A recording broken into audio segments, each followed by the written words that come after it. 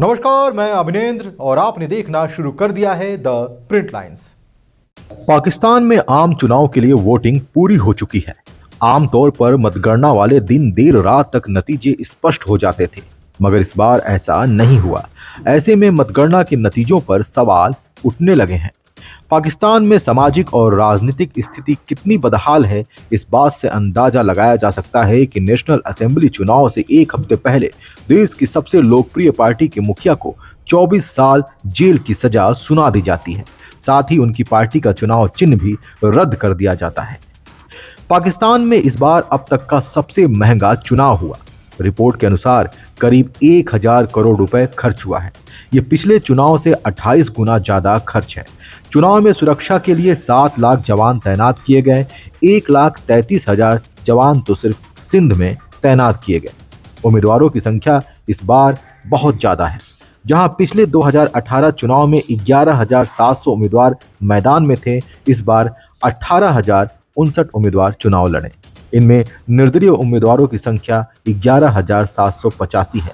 इमरान खान की party PTI से चुनाव चिन्ह छीनने की वजह से निर्दलीय उम्मीदवारों की संख्या पिछली बार से 21% ज्यादा बढ़ गई है।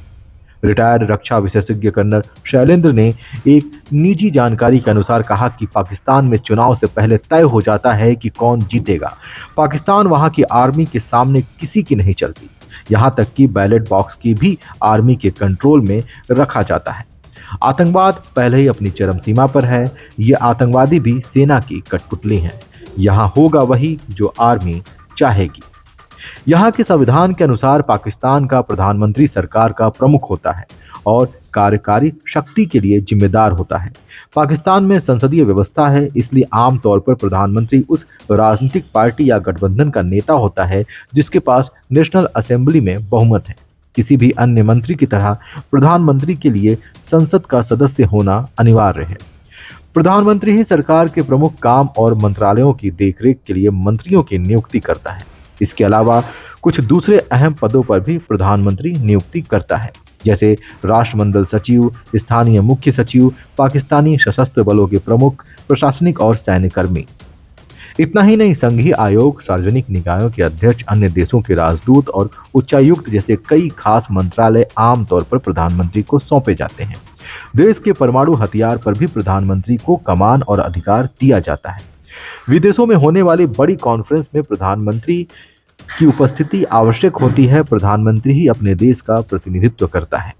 पाकिस्तान के संविधान के अनुसार प्रधानमंत्री का पद का उम्मीदवार पाकिस्तान का नागरिक होना चाहिए, मुसलमान होना चाहिए, कम से कम 25 साल की उम्र होनी चाहिए।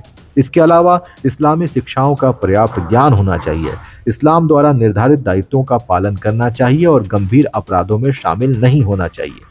सबसे खास यह है कि उम्मीदवार को नेक चरित्र का होना चाहिए और आमतौर पर इस्लामी निषेधों का उल्लंघन करने के लिए नहीं जाना जाता हो। प्रधानमंत्री को पाकिस्तान की स्थापना के बाद से राष्ट्रीय एकता के खिलाफ कभी कार्य न किया हो या पाकिस्तान की विचारधारा का विरोध नहीं किया हो।